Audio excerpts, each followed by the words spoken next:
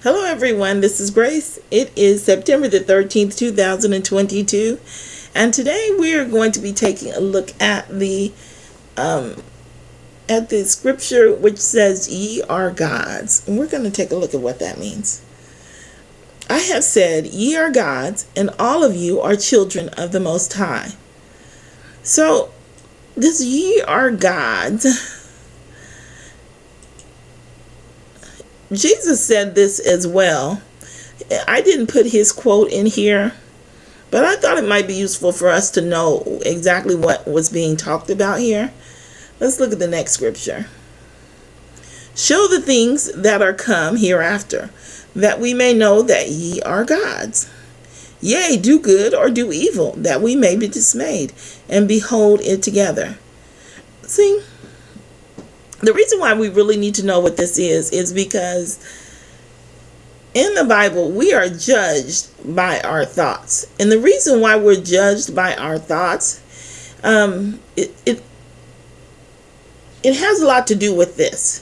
It's because let's look at the scripture, I'm sorry, before I get to talking about it. I think I might have put it next. No, hold on.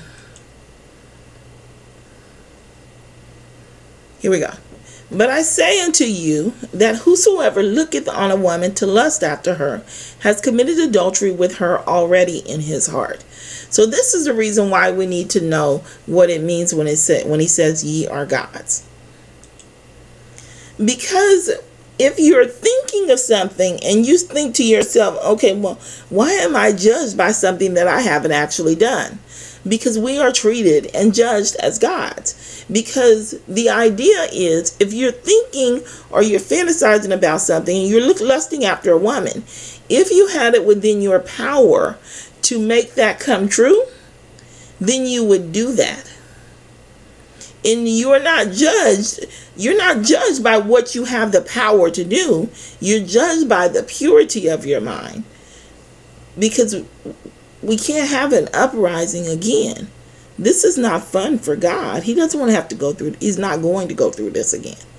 So for you to have impure thoughts, and if you had the power to fulfill those impure thoughts, then it's a problem. So you're judged just as though you are a God, and what you say or what you want to be done can be done. And I have a couple examples in here. Let's go back real quick so we can look at this other scripture first. "And the Lord said unto Moses, See, I have made thee a god to Pharaoh, and Aaron thy brother shall be thy prophet." And what he meant by that is, what you say is going to happen is going to happen. You are a God because what you think is going to happen is as good as done. You might not have the power to fulfill those wishes as a God would have, but you're judged as though you are a God. Because in heaven, or if you had the chance to do it, then you would. He has to stop you. That's basically, God has to stop you from doing those two things. Remember when the king was going to go out to war and the prophet told him, "Don't go out, you're going to die"? God didn't have all those wicked angels around them, having them make up bad things to do to people. No, he was blocking them. He was blocking those wicked angels from doing wicked things to the prophets, to the kings, to the other people. The same way he's constantly blocking people from doing wicked things to you. That's why you can't get around that predestination part. If he was not blocking people continually from doing wicked things to you, then you would fall. And we have to have a chance to succeed. We can't fight wicked people with no rules while we're all trying to follow the rules. There has to be a level of protection around us, good and bad. Good and bad. But that protection, I think, is going to be lifted during the end times. But right now, everyone has to be protected in order for the saints to be protected. So everyone has to have a level of protection for us. "But I say unto you that whosoever," we read that. And it was okay. So this is one of the examples that I put in here that show you an example of godlike behavior. We know that Jesus died at 9, but but he was pronounced. Pilate pronounced him his death at 6, and so he's going to be counted as being a dead man at 6 o'clock. And it was the preparation of the Passover in about the 6th hour. And he said unto the Jews, behold your king. And at the 6th hour is when it went dark. I don't think I have it on this one. Let's go on.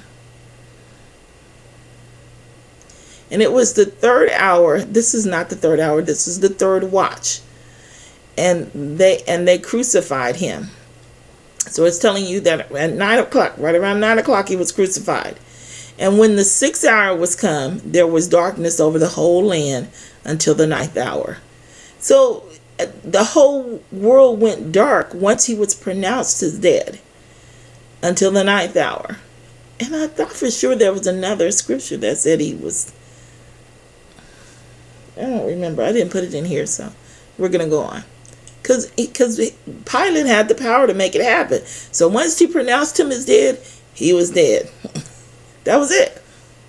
And when the 6th hour was come, there was darkness over the whole land until the 9th hour.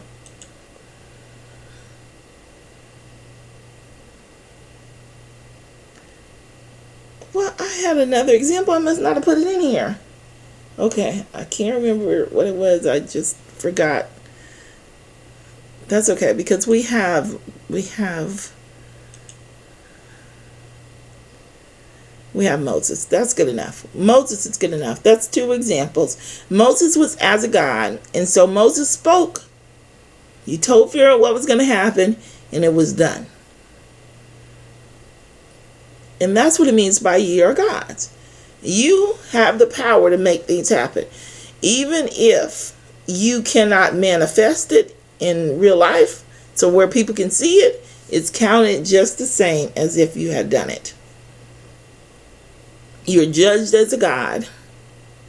You have godlike powers here. You just can't do everything you want to do. That's basically, you cannot do everything you want to do as a God over everything, but you still have godlike powers to do things that you want to. Your choice. Your will. And you're judged by all of it. The things you have the power to do and the things that are blocked. So that's what's meant by ye are gods. I guess that's all I have to say. I can't remember the other example, or I would tell you. Yeah, I can't remember it. So I will see you in the next video.